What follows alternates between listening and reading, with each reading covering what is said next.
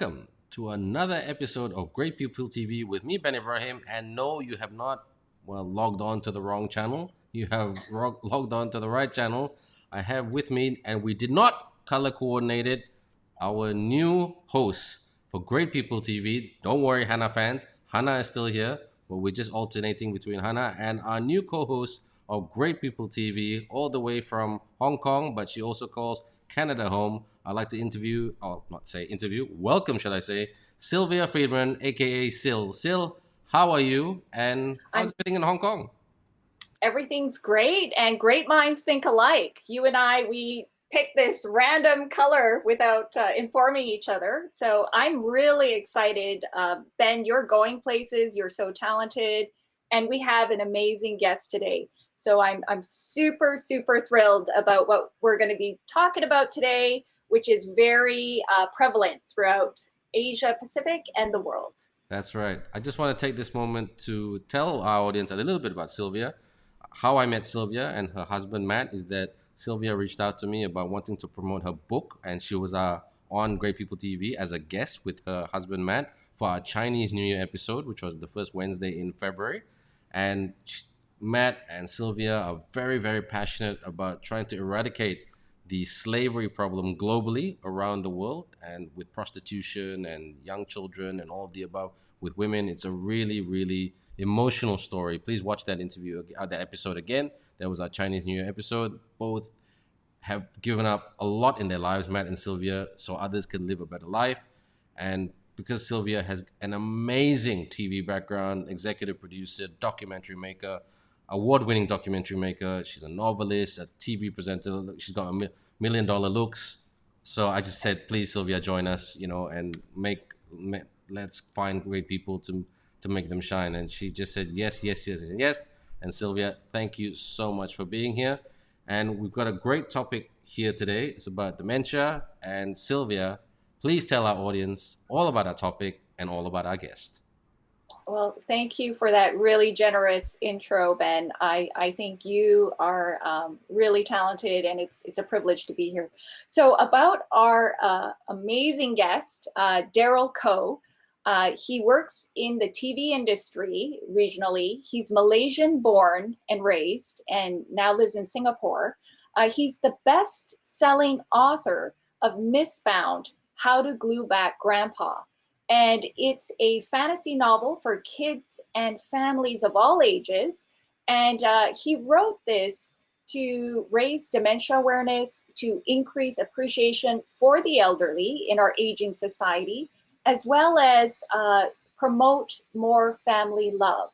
And that's something we need more of during this pandemic. We need more love. So without further ado, Daryl, we welcome Daryl. Hi, Daryl. Hi, guys. Thanks for having me. Great to have you. Two great people on this TV. You're the great person, Thank Daryl. you. Yeah, thank you. Thank you for coming. Go ahead, Ben. No, look, Sylvia, I just want to tell Sure. our audience that, look, Sylvia has got amazing international connections. She knows 1,000,001 Daryls, at that level. So that's the reason why we partnered up with Sylvia, and Sylvia accepted with open arms. So Sylvia, please, I'm just going to start this interview, and then Sylvia, please take over. Daryl, thank you so much for being with us. And I really love the topic of the book, Mistbound, How to Glue Back Grandpa. That really says everything about dementia. But just before we talk about the book, and Sylvia's going to ask those questions, just tell us about dementia, your experience with dementia, because I read somewhere that it was very much connected to something personal that you went through, something in your family, and it sort of steered you to writing this book and try to raise awareness about it. Right, sure. Maybe for context, I'll just briefly tell you about the book, and then I'll tell you about the inspiration and about dementia. Oh, please. If that works. Excellent. You're a great storyteller too, so yeah. No, well, okay. Mistbound's about a girl, Alexis, who has to race against time to save her grandfather's broken memories before it's too late and they are lost forever. And the only thing that can put them back together again is this potion called memory glue. So to make memory glue, she has to gather a bunch of magical ingredients, and she has to journey through a land of myth, magic, and mythical monsters from around Asia. And all she has to keep herself safe is not a bow and arrow like Katniss Everdeen from Hunger Games, but all she has are the stories and folk tales that her grandpa had filled her mind up with since she was a child. And she has two unlikely companions, the grouchy Knit, or forest imp, who had cast a terrible spell in the first place, and a no-nonsense grandma who has a secret that will change her life forever. So that's basically what the story is about. And then what inspired it and the dementia, why dementia came to the picture is that it's a fairy tale, but one that's based on a true story, and inspired by three people in my family: my parents and my daughter Alexis. So 12 years ago, my father had a series of strokes, which semi-paralyzed him, but also brought about dementia. It's called vascular dementia. I'll talk a bit more about that later. But so that's my dad, and then my mom, who after he had that dementia and the stroke, she was the main caregiver and really the hero of our family story. So lastly, my daughter Alexis. So this stroke and dementia for my dad actually happened only just 3 months before my daughter was born. And in fact, the day that he had his first stroke, we actually had only just shown him my wife's tummy scans. So that was when he first saw, Alexis. So yeah, his dementia left him a completely changed person. So for me, it's like, he kind of just missed her, and so this book was really my way of arranging that. They never got to meet in that sense. So for me, this book was kind of like my way to arrange that meeting on paper. And it was a chance for grandma to have an adventure with her granddaughter, to go on an adventure together and save grandpa together. Yeah, so that's basically the story. So can you tell us a little bit more about your dad's journey with dementia? Was it like a rapid decline in his personality? Can you just describe what he was like before and what you saw after he was diagnosed? And it was a set of mini strokes, right, that caused vascular dementia. And I don't know if you've heard, but Hailey Bieber had the same thing recently. And they were wondering if it was connected with COVID. But no, but her diagnosis recently, and she went to the hospital, and it was quite a scare. It has really put a spotlight on strokes. But tell us more about your dad, what happened to him, and just describe what it was like before and after. Okay, sure. So what he was like before: he was a very jolly fellow, very sociable, like a social butterfly. And he was a salesperson for Rothmans in his past, and he used to drive all over Malaysia, West Malaysia, to all the small towns, the kampongs, and even the villages and jungles. So he used to sell cigarettes to even the orang asli, carried blowpipes and all that kind of stuff, and he could get along with every one of them. And the one cool thing about him was he was like, because of his driving around, he could actually remember the various and could draw just from memory alone his maps of the various towns, small little towns in Malaysia. Like just from memory, it was like original ways, Google Maps. Basically, you could just draw them out from memory, like all the landmarks and traffic lights and all that kind of stuff. But what happened was that he had his stroke, a series of strokes, like you mentioned, small ones, but then one small one and then one major one. And then with a stroke, basically your blood supply is cut off, and then with that your brain cells die, and when your brain cells die, then there goes your memory and various functions, to control yourself. And so with that came a huge change. So he basically changed overnight. He was a completely different person. He was a shell of himself. He's obviously from photographic memory, being able to do all the Google Map stuff. Basically.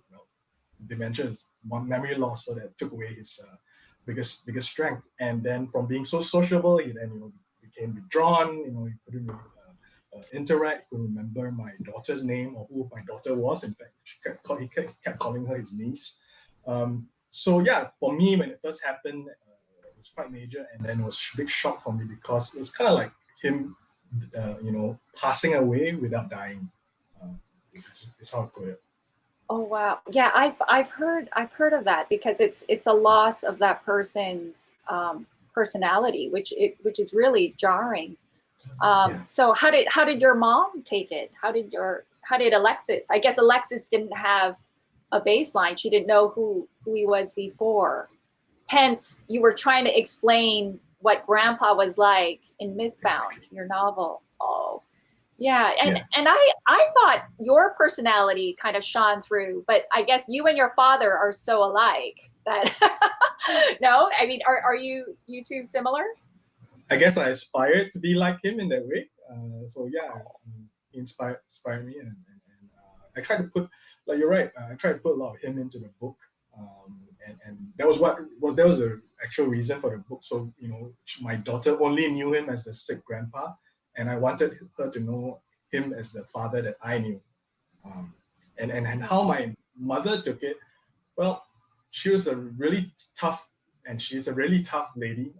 In fact, she's the hero of our family's story, as well as this my book.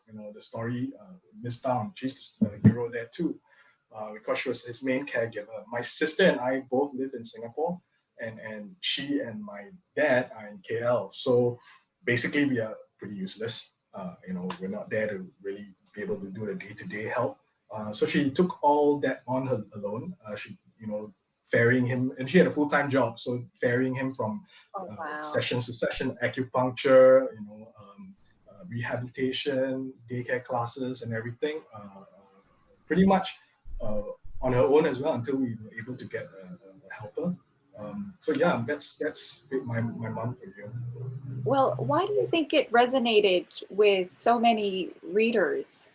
Is it because dementia is so prevalent, or I guess this is a topic that there's not a lot of attention around it. It's not a sexy topic, I suppose.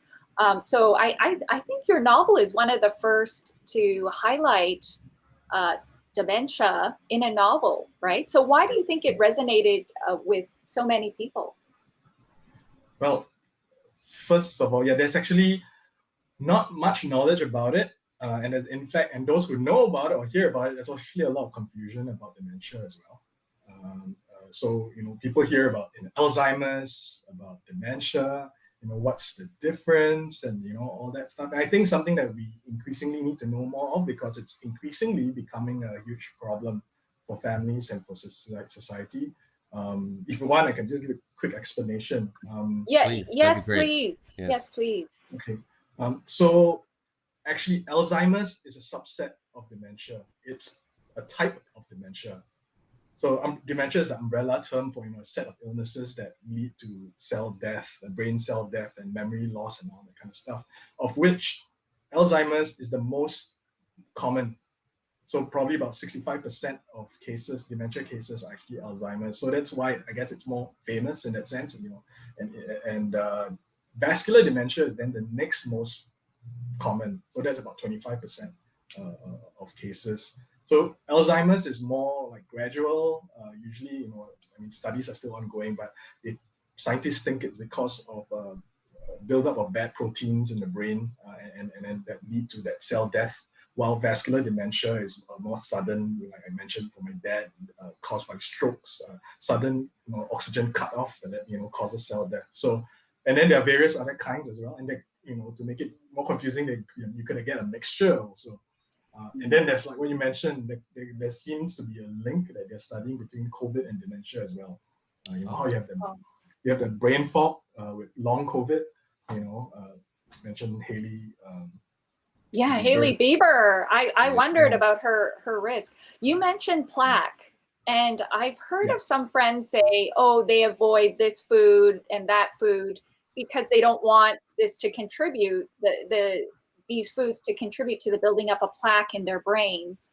Yeah. So can you tell me a little bit about what you know about what contributes to the plaque? And sometimes I feel like I have like really terrible memory loss, unless I write it down. And I know that young people can get dementia too. So yeah, first, can you tell us about like plaque? What is that plaque, and what foods can contribute to it? Like not just COVID, but what are some things that we got to watch out for? So, we're going to be sharp-minded when we're older. Well, I don't want to impersonate a doctor on this chat. We but, know, you know, we know. Here's what I roughly know. That of the various various causes, but the one that you mentioned about plaque and stuff that's linked to Alzheimer's, it's something protein related, and there could there's stuff called tau tangles, and the buildup of that is usually very much linked to to the brain of a person who has Alzheimer's. Yeah, and in terms of what causes, well, there are different potential causes. One is that one, and I think a lot of times what people don't realize is that probably a lot of dementia can actually be prevented. There's a misconception about dementia is that it's a normal part of aging, old person's disease. Yep. But it's actually not a normal part. It's abnormal aging. You can actually avoid it, as much as possible. And potentially there's genetic factors, but a lot of it is actually lifestyle. A lot of it's diet, and actually brain health. It's basically overall health, body health, general health. And taking care of your brain is basically taking care of your body. Exercising, getting lots of sunshine, eating right, keeping away from bad cholesterol and all that stuff, and keeping your brain active. It's a muscle, just like your heart. So the key is to just you have to really stimulate it and keep it working. Keep challenging yourself. So no more Netflix, Ben. No more Netflix. Do you want to take it away? Why don't you take it away and ask him some questions? Speaking of but the flicks, that's part of the, in my opinion, Netflix when you're feeling down and whatever. It's always good for the recovery process, regardless of what. But no, Daryl, and Sylvia, thank you for Daryl, thank you for breaking it down for us. Sylvia asking some fantastic probing questions right there. But let's just take one step back a little bit. We're talking about the science of dementia. We've spoken about the creative side on how you got to writing the book, a great book. But in terms of your mental health, personally, like I'm sure when you got this news, like you said, you look up to your father, you love him so much, he's your hero, all of the above. And I have a lot of friends who did work for Rothmans in the sales department. They're fantastic. They're the party of the room, so to speak. Lovely people, very, very funny. So tell us about what that did to you in terms of accepting it. And it doesn't, because accepting doesn't happen overnight. The reason I asked that question, what can you share with our audience if that were to happen to them? And then what if you were them, our audience, and they had to go through this, God forbid, what would be your sharing with them on how to handle it, what kind of questions to ask, and then what to look out for, what kind of, like, who to call, because there's a lot of stereotypes out there, which you just highlighted, which leads to usually the wrong treatment. Right.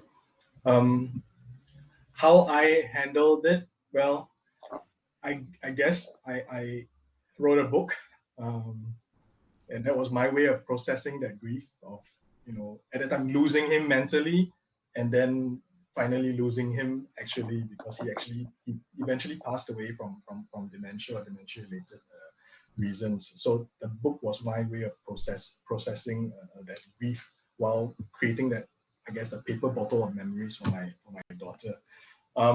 So in terms of then how to deal with it, or how do I, I guess, how do you deal with a patient who has dementia? Well, I think in terms of stages, in the early stage, it's more about trying to delay that decline as much as possible. And you can't stop it. It's at this point, it's still currently an irreversible disease, but you can slow it down and try to arrest it as much as possible. So in the early stages, or even throughout, it's more about that and doing the things that I mentioned, like doing the exercising, good diet, and all that stuff. This next thing is then about making new memories. So they're different people, they've changed, but you know what's to stop you guys from just continually creating new memories together? And I highly recommend things like vacations, family trips, and it doesn't have to be anything fancy. Honestly, they don't really know. You could be taking a drive around your neighborhood, and it's fantastic to them already. Even or even I personally, for us, one of our most memorable trips was a road trip to Ipoh. That's it. Very simple, but family time together. I think honestly, that's really important. And then thereafter, it's more about caregiving, because the more they decline, the more dependent they become physically and mentally, and needing to provide for that. So that's the caregiving side. And before I forget, actually, we learned the hard way. It's actually doing the admin, the housekeeping stuff. That's really important. As soon as you have a dementia prognosis, while they're still as lucid as possible, take care of all the legal and financial Yes. Good matters. point. Good point. Like whose name is your house under? Like is it the person who has dementia? Then you guys probably have to transfer that name as soon as possible. Otherwise, it's going to be messy down the road. All your will, your lasting power of attorney, but because they're going to lose their ability to decide for themselves, so you definitely need to outsource or transfer that decision. And your admin matters, like what are your passwords, your Facebook, your Netflix password, right? You definitely need a Netflix password. So that's the practical stuff. But I think most importantly, for me, with dealing with someone with dementia, and that I also learned the hard way, is that it's about patience and empathy. So I realized too late that with dementia, your brain actually changes, your structure, even how it looks like, and so their logic and rationale, it's totally changed their understanding of reality. So my dad, for example, he used to yell at us to turn off the TV, turn off the TV, turn off the TV, or turn off the fan. But thing is, it's not even on in the first place. It's off. Like what can you do, right? And I used to deal with it the worst way possible. Is I would just yell back at him and tell him it's not, and then try and reason and get him to understand it's not even on, kind of thing. And that is totally the wrong way to deal with it. With dementia, it's better to be kind than it is to be right. Right. Good So point. like I wrote a chapter in my book where Alexis faces a kooky old man, later towards the end, where it really seems very unreasonable, changes his mind or his answers all the time, and she tries to at first argue and reason, and that only makes things worse. And with that chapter, I think I wanted to convey was my own learning, is that sometimes the best way to move a person isn't to push him, but to hold his hand and walk with him. Yeah, I've heard that it's the hardest time is right before the diagnosis, because the family members, the spouse or the children, they have no idea what's going on, but they see the person affected in such a confused state. So that must have been really Yeah. hard on your mom, and I'm so glad that she was able to get your father diagnosed and then was able to help him better practically, right? So Right. speaking of your mom, I think the caregivers suffer the most. Do you agree? And can you tell us how your mom handled it? And I mean, are there enough resources out there for Right. caregivers? I don't Right. believe there are in Hong Kong or in Canada. And so if you could talk about Malaysia and Singapore. Yeah, you're right. That dementia is hard on the patient, but oftentimes it's harder for the caregiver.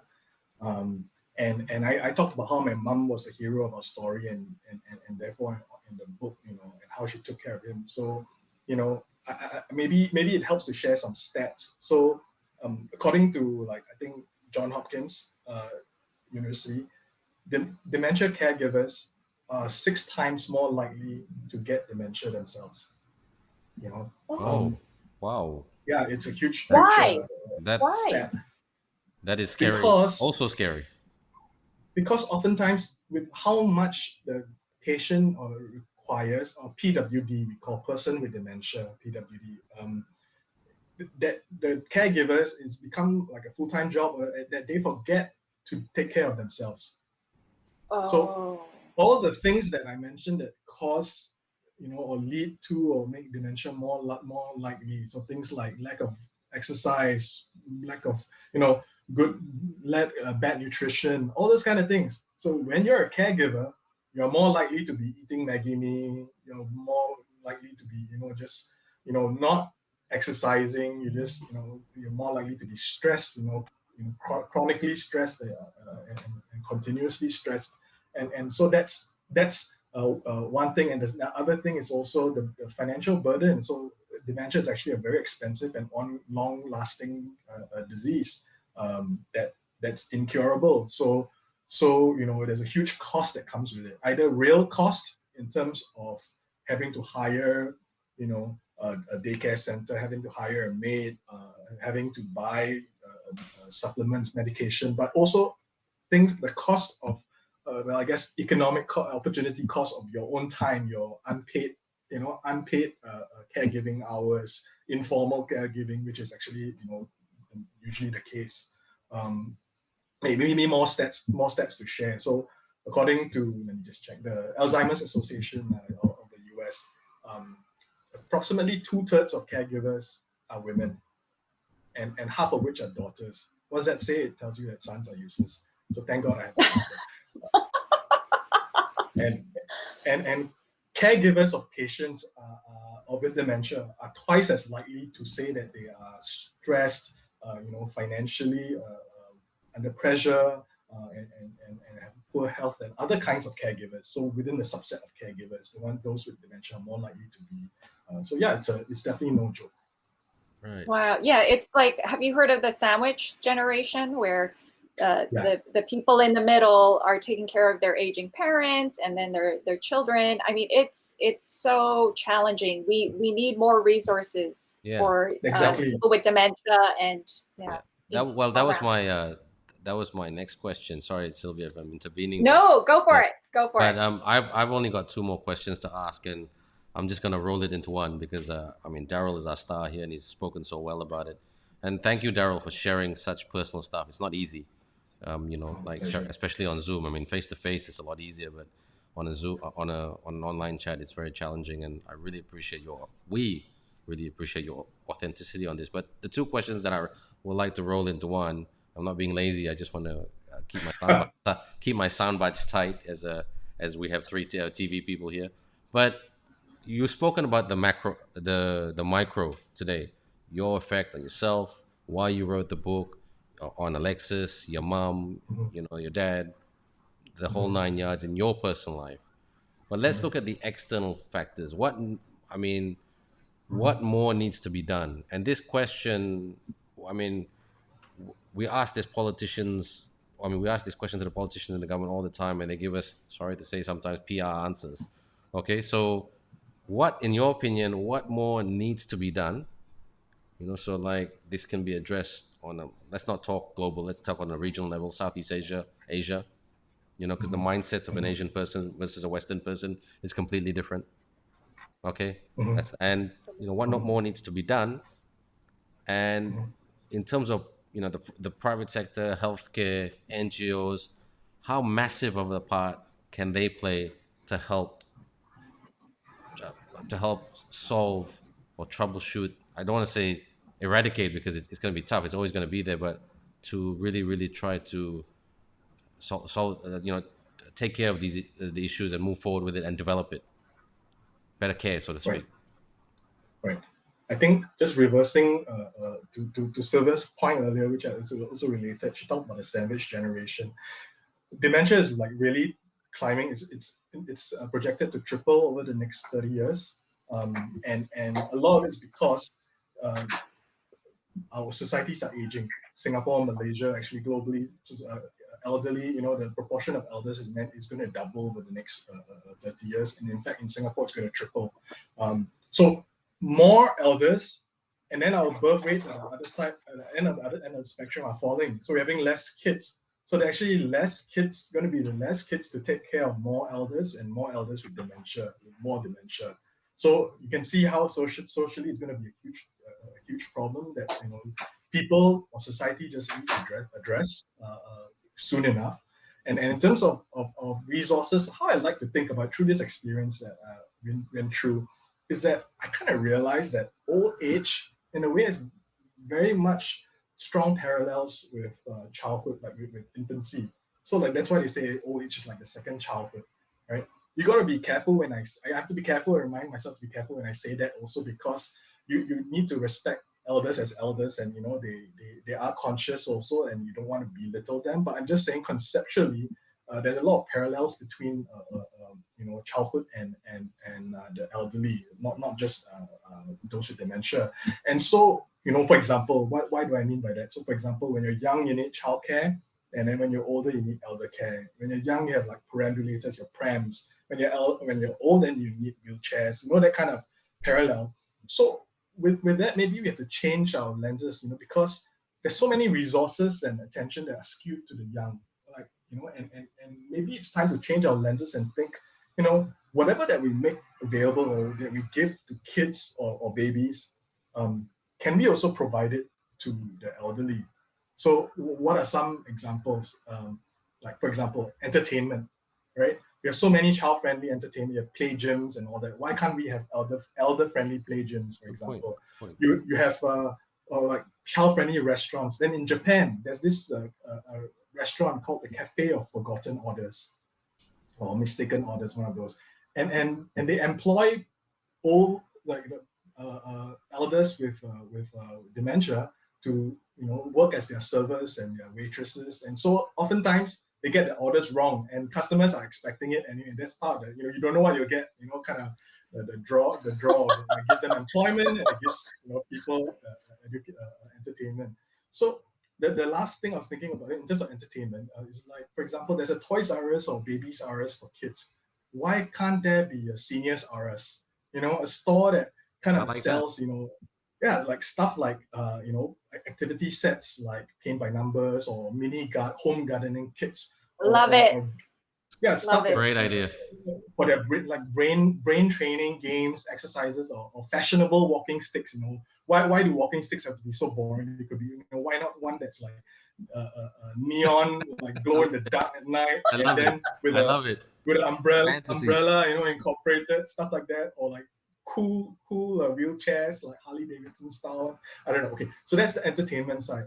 But then then the next piece, but honestly, the real practical thing is what resources are really needed are more on the caregiving front, because that's where the real burden is in terms of the caregiving. And there's so many childcare centers, but not enough elder care centers, good daycare as well as nursing homes, for permanent stays.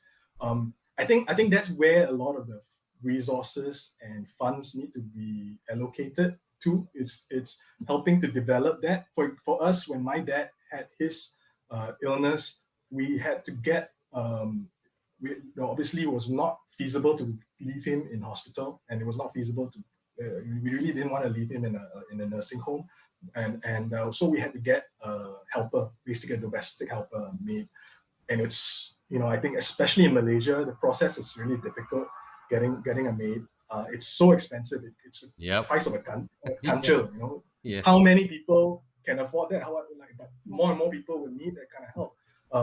Getting a maid, keeping a maid, finding a good one. That's a talk for another day. Oh wow, that's a job in itself, really. And they're not trained. I've heard this from people whose parents have dementia. They're not trained, or if they are specially trained, it's very expensive to hire them. Very premium. Exactly.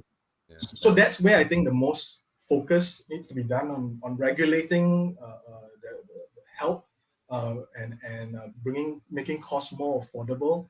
So that's on a permanent basis, but also part-time help. So we have a Grab car, Grab food. What about Grab help? We do have that. It's some service called Homage. That's now in Singapore and Malaysia. HOMAGE. I think that's in Singapore. There's also called Jaga Me. Yeah, in Singapore. But basically, where it's an app where you can find last minute elder sitting or nursing care. 2 hours just to give you time to go and do your chores and all that kind of stuff, and that's totally necessary. So yeah, those are my thoughts. Yeah, no, it's expensive. Sorry, go ahead, Ben. No, I'm just gonna say thanks Daryl, for sharing that. Couldn't agree with you more, and it's very comforting as well that we're talking to a creative person. I think we need to hook you up with a few venture capitalists or some business people to operationalize that. So that'd be good. Sylvia can help you with that because she knows so many people. But look, I'm done with my questions. Good stuff, Sylvia. Please, take it away. I agree, Ben. I think you and I should go into business with Daryl and come up with ideas that we will enjoy when we hit, our 70s, 80s, because there is a level of discrimination against quote unquote old people, isn't And I there? agree with that. And right, and so you're right. I never thought of it that way, but the world and the entertainment world is geared towards the young, the youthful. Yeah. So no, my next question is, I read some of the stats. Ben and I had read some of them about 600 billion costs of dementia around the world, and then over 70 million people will get dementia in Asia Pacific alone. We were really shocked by those numbers. So we're talking. It might get worse because our diets are really bad now, right? Like there's more saturated fats and more junk food, more fast food. So my question is back to the personal. I really love the quote in the beginning of your book. I'm reading your book right now, and it's just so beautifully written and it's funny. And I love your quote in the beginning. And sorry if I'm massacring it. It's about when an old person, goes to heaven, then a whole library burns to the ground. Yep. So would you say that is the greatest loss, because all their stories, all their memories, it's gone, and it's so inexplicable. And so when you were talking with the people who came up to you, which I'm sure many did, to say, I also had a parent or someone in the family who has dementia or had dementia. What stood out to you about the stories they shared? Is there something that that stayed with you even till now? Yeah. So going back to that quote, it's by a writer from Mali, and it goes like this: when an old person dies, a library burns to the ground. And for me, that quote actually served as like my lighthouse as I wrote this book. It was my lighthouse, and then it also helped me build the four walls around my book, which I guess you could say are my core themes. The first wall being like appreciation of our grandparents. They're filled with knowledge, like libraries, stories, experiences. So that when they pass away, basically you're gonna lose it. So before you lose them, go borrow those books from the libraries in their brains, right, in their minds. The second wall is about dementia, raising awareness about that. So dementia is like that fire or that flame that's burning through their shelves as we speak while they stand. The third one is stories, appreciation of stories, basically getting the stories from the minds of your elders. But also, I realized in writing this book that actually I didn't really know many folktales from our own region, from our own kampong. I knew more about those from the West, King Arthur and all that, but not our own. And so it was my own personal discovery, and also something I try to incorporate into the book as well. And lastly, through our experience with my dad, is the importance of family.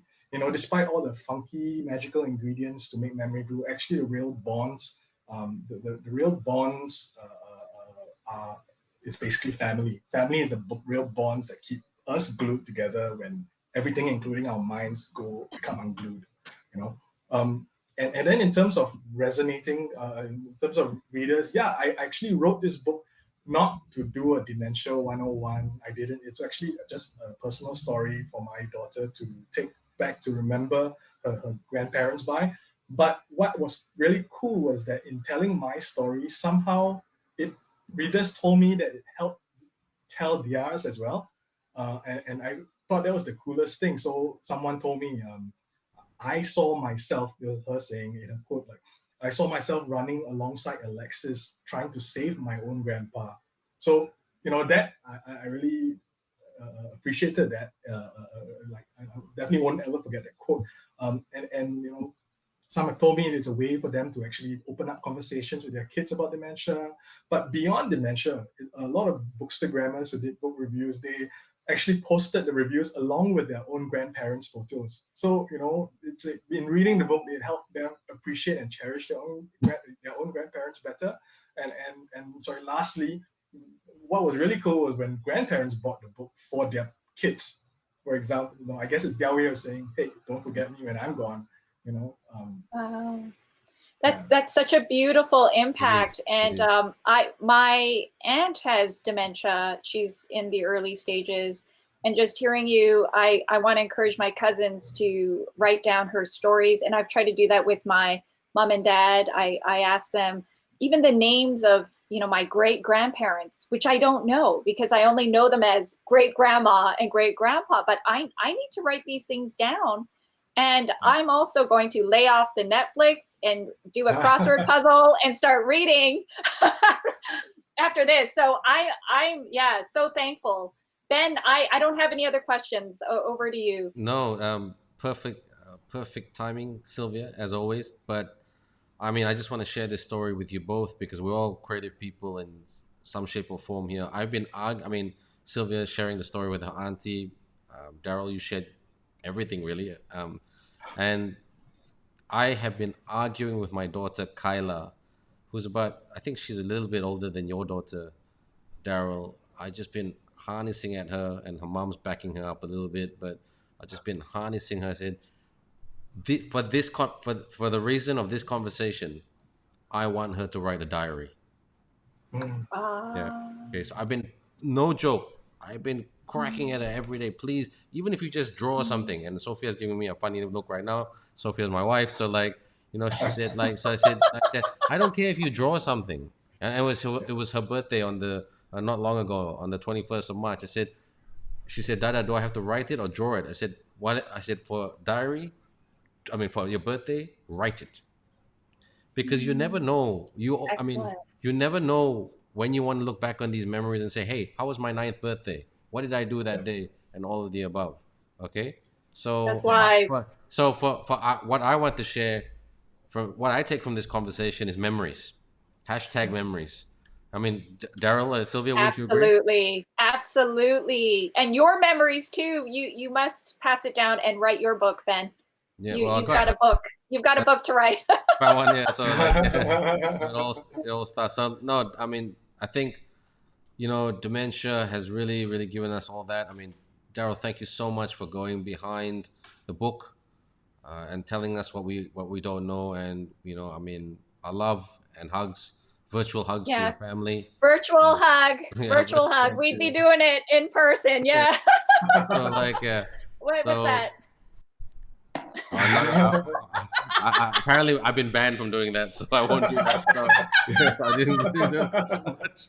So Daryl, thank you, Sylvia. Great debut, and I can't wait to work with you on more episodes. Daryl, don't be a stranger.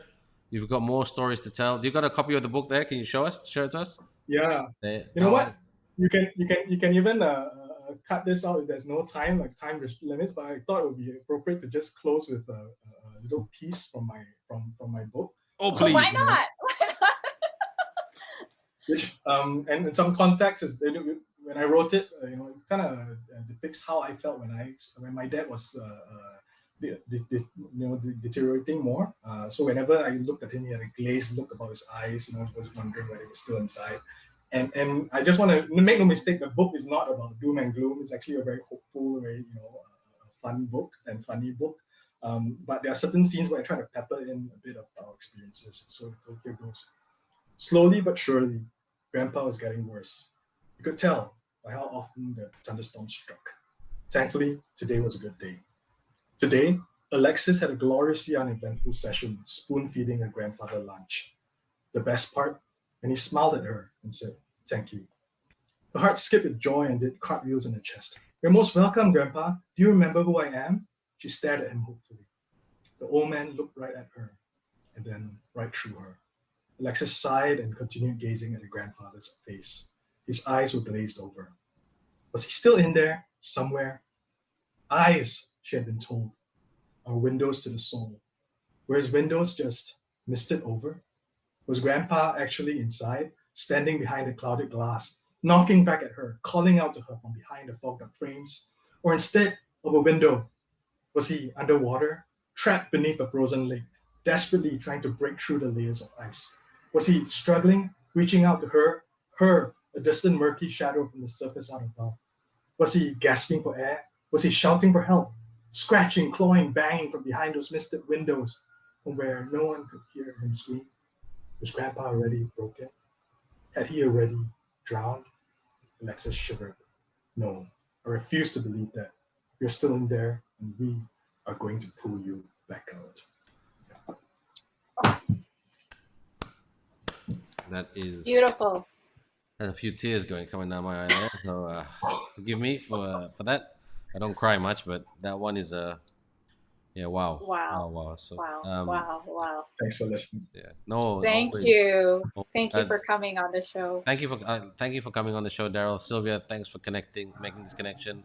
And yeah, Daryl, I say this to all our guests: if you ever want a platform to shout out about your books and anything that you're trying to do publicly, from two creative people to another, send us a WhatsApp, send us an email. We'll have you back on Great People TV straight away. Thanks so much. Thanks All so right. much. I really appreciate it. Be in touch. Thanks for having me, guys. It's Okay. good chatting. Stay safe. Bye-bye. Bye, everyone. Bye. Bye, Daryl. Bye. Bye. Wow, Sylvia, that was absolutely amazing. I mean, Oh, we have good chemistry. We have this brother, sister. I feel like I've known you forever kind of thing going on. that's right. Is Daryl still on or Daryl off? Yeah. Daryl off. Wow. Wow. That was was wow. Amazing. Well done, Sylvia, on getting Daryl. Well done. No, thank you so much. Thank you so much for everything. I had a blast, and I learned a lot. It's very sobering, isn't it? Yeah, no, I mean, you're a constant pro, and I can't wait for more episodes. So look, everyone, please, thank you very much to Sylvia for being with us here today and making her debut. She did a great job, 100%, 10 out of 10. But before we go, don't forget to please follow us on our Facebook page, our YouTube page, our Instagram, and we're also on LinkedIn and Twitter. So we are in full force in social media. Drop us a line. Tell us who you'd like to see on Great People TV. Sylvia and I, and also Hannah and our team are working very hard to try to write out to the Dwayne Johnsons, to all people, successful people in South America, Australasia, the world, like the Pope and all that. Absolutely. We are dreaming big here on Great People TV. So dream with us. Sylvia, anything you want to say to the audience before we call it a day? Have a really happy, safe day, week, month. And until then, stay with us. We're a family, and so glad to be here. So glad, Ben, thank you for including me. Welcome. So Sylvia, thank you so much. And on behalf of Sylvia, myself, Ben Ibrahim, and everybody here at Great People TV, take care, and we'll catch you on the next episode. Stay safe.